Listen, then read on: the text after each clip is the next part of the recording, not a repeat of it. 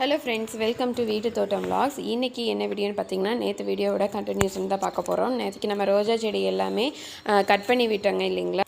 பூக்கள் ஒரு டைம் பூத்து முடிச்ச உடனே பார்த்தீங்கன்னா அடுத்த சீசனுக்காக நம்ம கொஞ்சம் ப்ரூனிங் பண்ணி விட்டால் தான் செடிகளும் பார்த்தீங்கன்னா கொஞ்சம் சீக்கிரமாக தழைஞ்சு வருங்க. நம்ம பூவை பொறிக்காமல் அப்படியே விட்டுட்டு அப்படின்னா செடிகள் வந்து சீக்கிரமாகவும் தழையாது. பூத்த பூக்கள் செடியிலேயே அழகாக இருக்கட்டும் அப்படின்னு சொல்லி விட்டுட்டோம் அப்படின்னா அடுத்தது வந்து குருத்து வச்சு தளைஞ்சு நம்மளுக்கு பூக்கள் வைக்கிறதுக்கு கொஞ்சம் லேட் ஆகும். நம்ம கட் பண்ணி விடாமல் விட்டுட்டு அப்படியே பார்த்தா நின்றுங்க, செடியே தளைஞ்சு வராது. செடி கட் பண்ணுறது மட்டும் இல்லாமல் இந்த மாதிரி செடியில் இலையில் பார்த்திங்கன்னா எல்லோ கலரில் காஞ்சது, அதுக்கப்புறம் புள்ளி புள்ளியாக இருந்தது அப்படின்னா அந்த மாதிரி இலைகளையுமே செடியில் எடுத்து விட்டுறலாங்க. அது செடியில் இருக்கிற சத்துக்களை எடுத்துகிட்டு அப்படியே தாங்க இருக்கும். நம்ம அந்த இடத்துலையெல்லாம் எடுத்து விட்டோம் அப்படின்னா அந்த இடத்துல புதுசாக வந்து ஒரு பிரான்ச் வந்து வருங்க. அப்போ அதிலேருந்து நம்மளுக்கு மொக்க வச்சு பூக்கள் வந்து பூக்க ஆரம்பிக்கும்.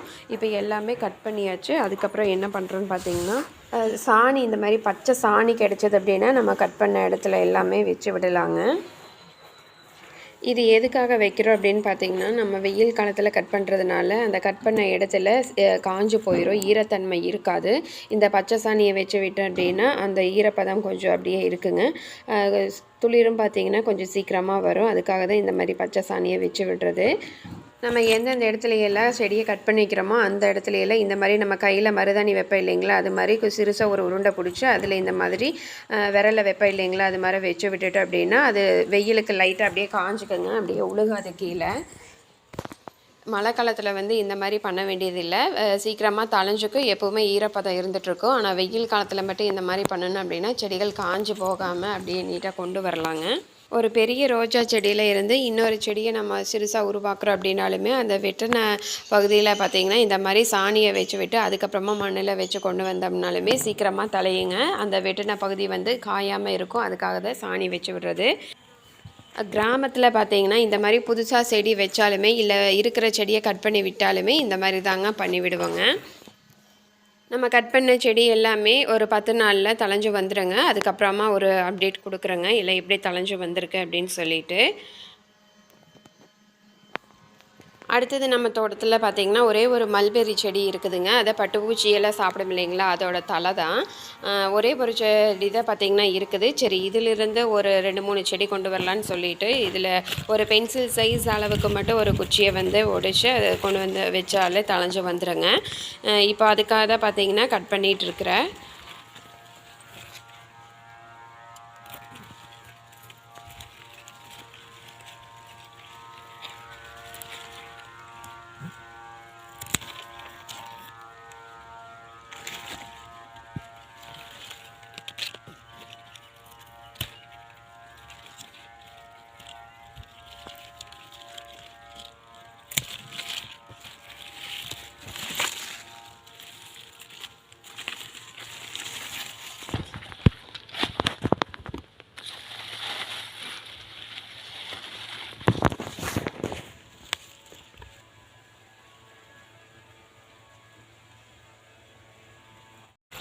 மழை பெஞ்சதுக்கு அப்புறம் பார்த்திங்கன்னா இப்போ தான் தண்ணி விட்றேங்க. மழை பெஞ்சு 2 நாள் ஆயிடுச்சு. பில்லெல்லாம் பூரா சுத்தமாக பிடுங்கினதுக்கப்புறமா இப்போ வந்து தண்ணி விட்டாச்சுங்க. இன்றைக்கி வந்து தண்ணி பாய்ஞ்சிட்ருக்கோம். இப்போதைக்கு மழை வர மாதிரி தெரியல. கருக்கள் பார்த்திங்கன்னா எதுவுமே இல்லை. நீ இந்த மழை பார்த்துட்டு இருந்த அப்படின்னா ரொம்ப காடு வந்து காஞ்சி போயிரு. அதனால சரின்னு இன்றைக்கி வந்து தண்ணி விட்றக்க ஆரம்பித்தாச்சுங்க. பூரா அந்த களை செடிகள் நல்லா சுத்தமாக பிடுங்கினதுக்கப்புறம் தான் காடு பார்த்தா பார்க்குறதுக்கே கொஞ்சம் நல்லா இருக்குது.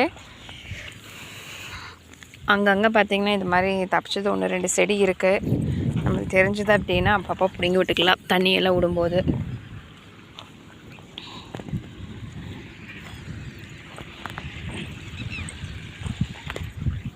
இந்த மாதிரி காஞ்ச செடி பார்த்திங்கன்னா இனியெல்லாம் தலையாது. இது வந்து ஏதோ ஒரு நோய் வந்து விழுந்திருக்கும், அதனால தான் பார்த்திங்கன்னா காஞ்சிருக்குது.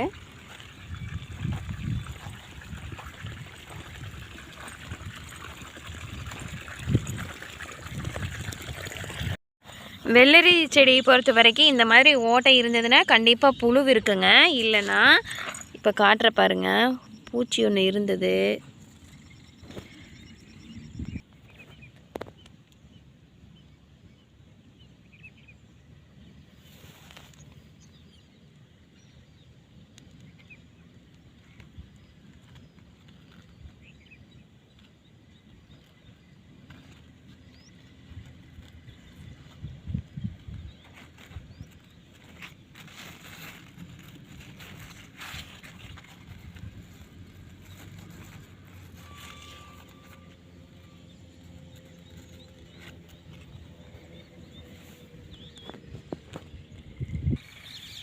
கத்திரி செடியில் வந்து உட்காந்துருச்சு பாருங்கள். இந்த பூச்சி தான் அதுக்குள்ளே பறந்து ஓடிருச்சு. இதோ பாரு, இந்த பூச்சி தாங்க இப்பவும் பறந்து ஓடிருச்சு. இந்த பூச்சி வந்தாலே செடியை ஃபுல்லாக காலி பண்ணிடுங்க. ஓரளவுக்கு செடி பெருசானதுனால அந்த இலையில மட்டும் பார்த்திங்கன்னா அங்கங்கே ஓட்டை இருக்குது. இதை பார்த்தோன்னதே அப்படியே நசுக்கி எடுத்து போட்டுறணும், இல்லைன்னா செடியவே காலி பண்ணிடு. இது வெள்ளரி செடியில் பார்த்திங்கன்னா அதிகமாக வருங்க இந்த பூச்சி.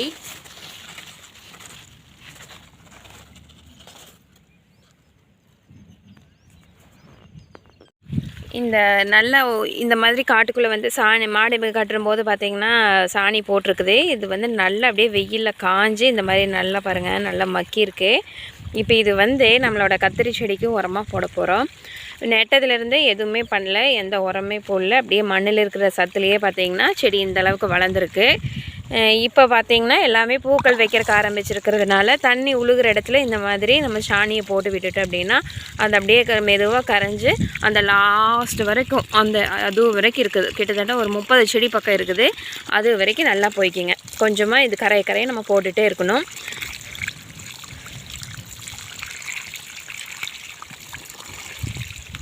இதுக்கு வந்து நான் வேறு உரமெல்லாம் கத்திரிக்காய் செடிக்கு வேறு எதுவுமே கொடுக்கல. நட்டதுலேருந்து மண்ணில் இருக்கிற சத்துலேயே பார்த்திங்கன்னா நல்லா இந்த மாதிரி தளைஞ்சு வந்திருக்கு.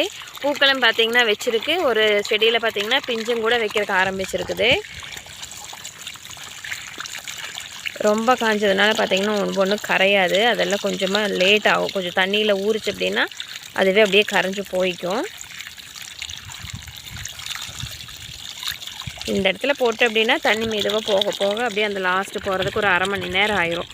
அப்போ பார்த்திங்கன்னா நல்லா ஈரம் கட்டிக்கு அதே மாதிரி சத்தும் பார்த்திங்கன்னா எல்லா செடிகளுக்குமே ஒரே அளவாக போயிட்டுருக்கும்.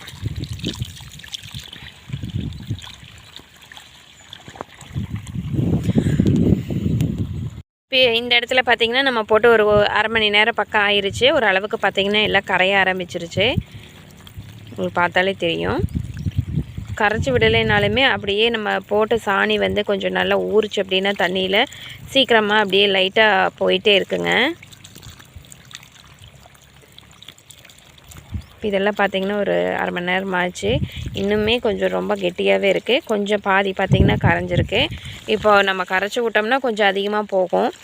இப்படியே விட்டுட்டோம் அப்படின்னா அதுலேயே தண்ணியிலேயே கரைஞ்சி அப்படியே லைட்டாக போயிட்டே இருக்குங்க. ஒரே சீராக எல்லா செடிகளுக்கும் போயிட்டே இருக்கும். உங்களுக்கு காட்டுறேன் பாருங்கள். அப்படியே அந்த பச்சை கலரில் வந்து பாருங்கள்.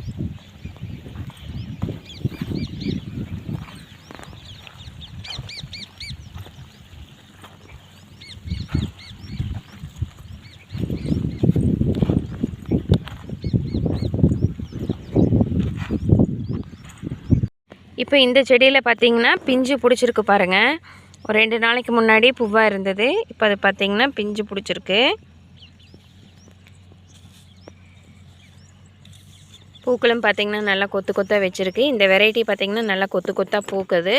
அதே மாதிரி பூத்துருக்குது. இதே மாதிரி பார்த்திங்கன்னா காய்களும் அதே மாதிரி தான் வைக்குங்க.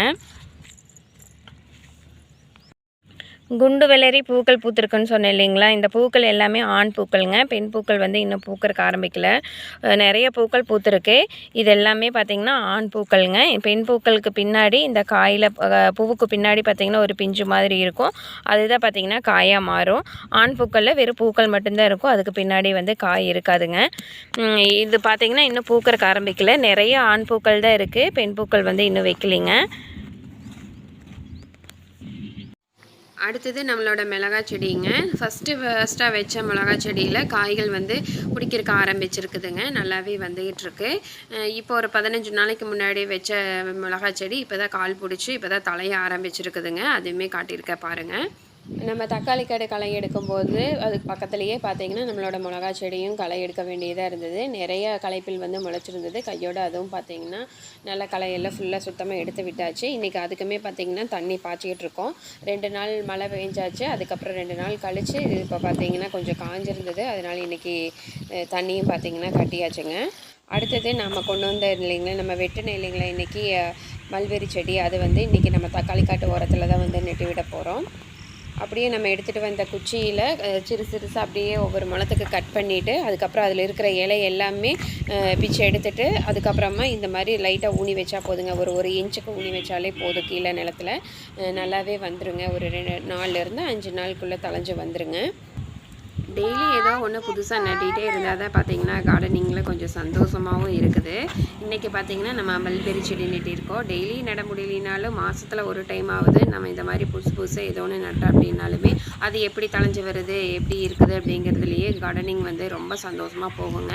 இந்த வீடியோ இதோட முடிச்சுக்கலாங்க. இந்த வீடியோ பிடிச்சிருந்தது அப்படின்னா நம்மளோட வீட்டு தோட்டம் விலாக்ஸ் சேனலை சப்ஸ்கிரைப் பண்ணிக்கோங்க. அப்படியே லைக் ஷேர் கமெண்ட் பண்ணுங்கள். மறக்காமல் ஷேர் பண்ணிடுங்க. அப்படியே வீடியோ பிடிச்சிருந்ததுன்னா லைக் பண்ணிடுங்க. இன்னி அடுத்த ஒரு அழகான வீடியோவில் பார்க்கலாம். அது வரைக்கும் நன்றி. Happy gardening.